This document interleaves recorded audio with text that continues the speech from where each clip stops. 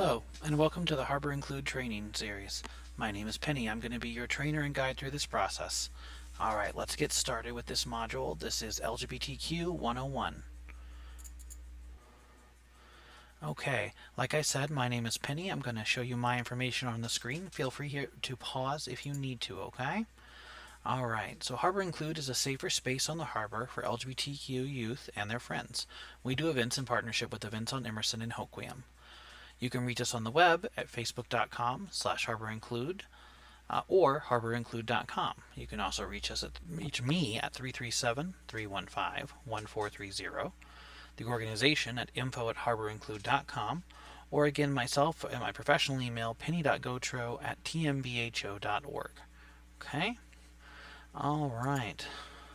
So, we're going to be talking today a little bit about gender, sexuality, and sex and how they're different, systemic and personal biases, and strategies that work when working with our population and our participants. Okay, so first of all, why are we working with the LGBTQ youth? Well, suicide is the third leading cause of death among the LGBT youth aged between 15 and 24. Between 18.8% and 43.4% of gay students seriously considered attempting suicide. According to LGBT healthcare discrimination statistics, 46% of LGBT youth said they wanted emotional or psychological counseling but couldn't receive it in the past year. So when looking at ways how we could help our community, we felt this was a strong method to help youth have a place where they feel safe, where they can talk, and where they can have fun to help eliminate some of these consequences. Okay, so let's start with gender. What is gender? Well, gender identity is defined by GLSEN as the internal perception of one's gender and how they label themselves based on how much they align or don't align with what they understand their options for gender to be, often conflated with biological sex or sex assigned at birth. A or bi gender can mean queer, fluid, non-binary, or curious. Gender is a construct. It is made up of traits and behaviors that have been assigned a tag by culture. Gender doesn't look the same everywhere, even for established gender roles. Gender constructs change over time, both for cultures and for individuals. As a simple example, in traditional Japanese culture, long hair was reserved for men, whereas in traditional English culture, long hair was reserved for women. Next up, we're going to take a look at sexuality. So sexual orientation, which is the type of sexual, romantic, emotional, or spiritual attraction one has the capacity to feel for some others, generally labeled based on their gender relationship between the person and the person they are attracted to, often confused with sexual preference. So these might include things like asexual, bisexual, metrosexual, homosexual, heterosexual, sapiosexual, or demisexual. Sapiosexual means attracted to the mind of another. Sapphic, which typically means people who identify as women who love other women. Men who have sex with men, MSM, or women who have sex with women, WSW, are all the terms you might hear. Sexual preference is much bigger than this. It is a huge, fun, messy topic if you are doing it right. Trying to sanitize sex from the LGBTQ identity doesn't work.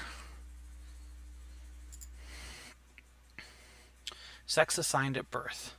A phrase used to intentionally recognize a person's assigned sex, not their gender identity, sometimes called designated sex at birth, or sex coercively assigned at birth, or specifically used as assigned male at birth or assigned female at birth.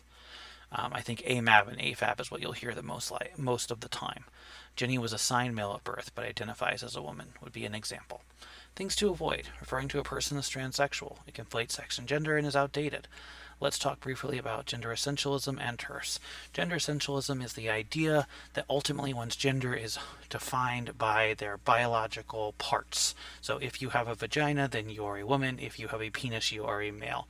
TERF stands for Trans Exclusionary Radical Feminist and is a group of, I guess you could say it's a philosophy of people who believe in gender essentialism and believe that all women who are not born with a vagina are inherently predators. GID stands for Gender Identity Disorder. It is a DSM-5, which is the diagnostic criteria for psychiatric disorders.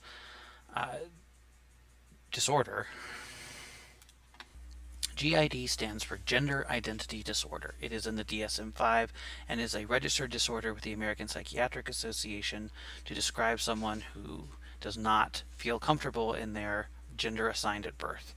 GID is useful in that when you have a GID diagnosis, you can get insurance to pay for things like hormones, sexual reassignment surgery, or voice therapy. However, GID is not something that people tend to believe about themselves. They do not tend to believe that their identity and core is a disorder, and neither do we as an organization.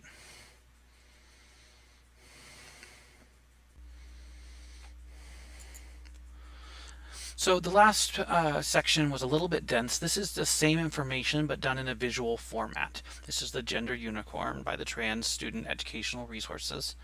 All right, and it looks to show you the idea that this is a continuum. So gender identity, female, woman, girl, male, man, boy, other genders. And you can be anywhere on these continuums. They may change over time. They can mix and match. Gender expression. Feminine, masculine, other. These things are determined by culture. So what is feminine, what is masculine are going to be culturally motivated. They change over time as well and change for individuals. Sex assigned at birth. This is a relatively static thing. Female, male, other, intersex. However, it is a continuum as well, in the sense that there isn't these two poles. There is a large category of intersex and other that does apply, even physically. Oh, excuse me.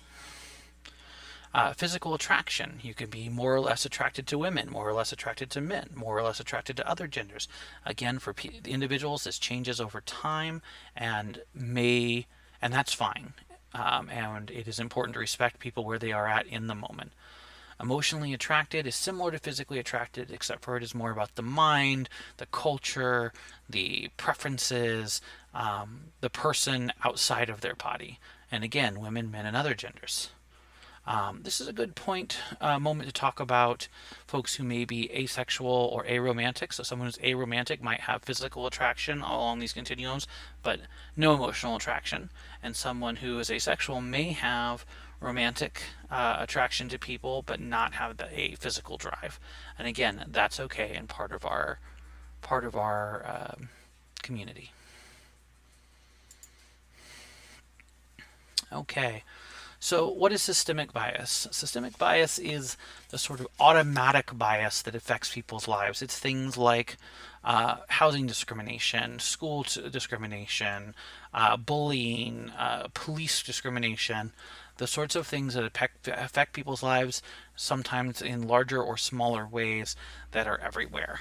So this can really impact our kids, and we see that distinctly in statistics around mental illness. LGBTQ individuals are more than twice as likely as heterosexuals to have a mental illness.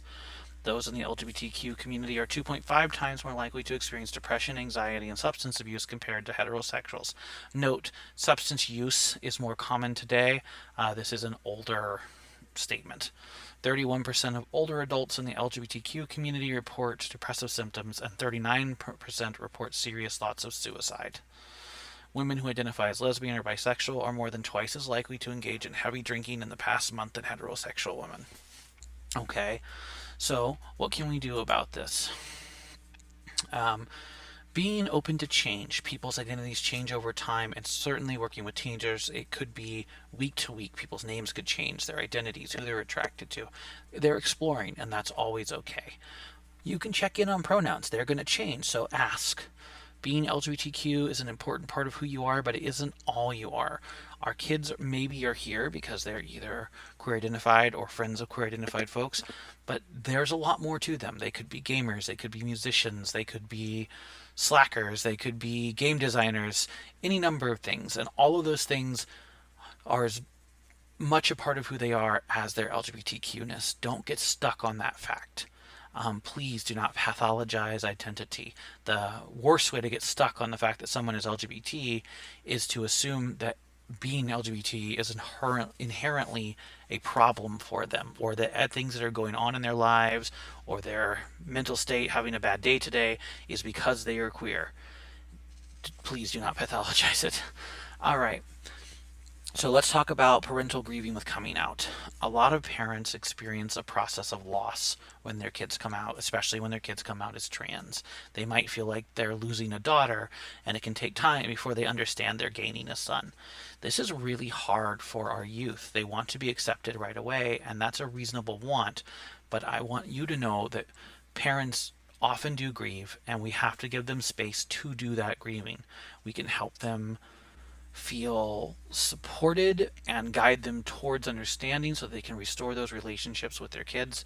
It is not okay to defend abuse or inappropriate behavior, but it is okay to have compassion. And when you're talking to the youth, remind them that their parents are going through a lot as well, and to give them time as they're asking for time. Okay? All right, let's talk about gender trending. Gender trending is an idea that people are interested in gender and sexuality right now as teenagers, and that they are playing with gender for reasons beyond some sort of inherent identity. Well, given that gender is a construct, a certain amount of trending and exploration, I would argue, is normal and okay, and that's definitely the position of our organization. So the biggest way to be helpful in this way is to ask for pronouns, ask for names, always be excited that people are exploring, and don't try to freeze them in any identity, whether that's straight, queer, trans, cis, whatever it happens to be. Okay. We all have our personal biases. The biggest things to watch out for here is don't assume heterosexuality or cisgender, and also don't assume queerness. Ask people if it comes up, or if they are talking about something and you want clarification. Ask. We want to create a space where people feel like they can ask. I know I already said it, but please don't pathologize or fixate on someone's queer identity.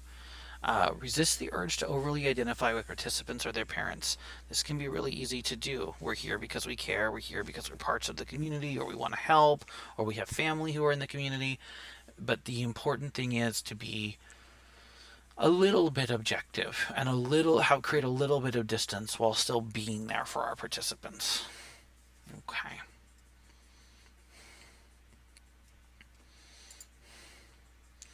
All right, common complications that our youth experience and that we hear about: body image issues, eating disorders, depression or suicidal ideation, PTSD or trauma, borderline personality disorder, homelessness, sexual assault, and childhood violence. Most of us here are not mental health professionals, and we don't expect you to be. What you can do is listen. You can direct to staff who are mental health professionals, or you can set a boundary that you want the person to feel safe and to talk a little bit, but ultimately Harbor Include is a space to have fun and to try to help redirect the participant to enjoy the moment they're in, and maybe help ask one of the other folks who are there, one of the other adults who are there, to help connect them to services outside of Harbor Include. Ultimately, Harbor Include is a space to be safe, but also it is a space to have fun. And while these things are important, we want to direct people to the professionals who can best help them. Quickly, with eating disorders and body dysmorphia, which would be the body image issues, approximately 13.5% of transgender college students report using diet pills, and 16% of transgender individuals have been diagnosed with an eating disorder. Okay, so that is a disproportionate number of trans folks dealing with this.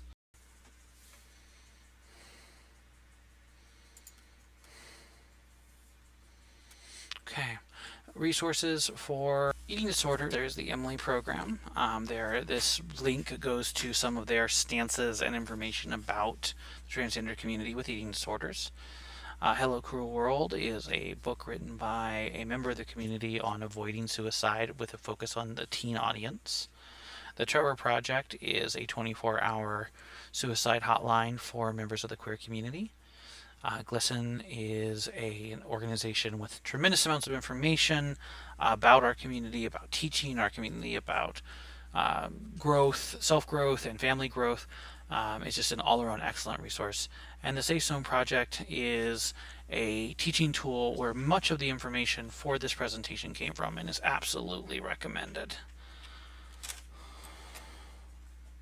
Okay.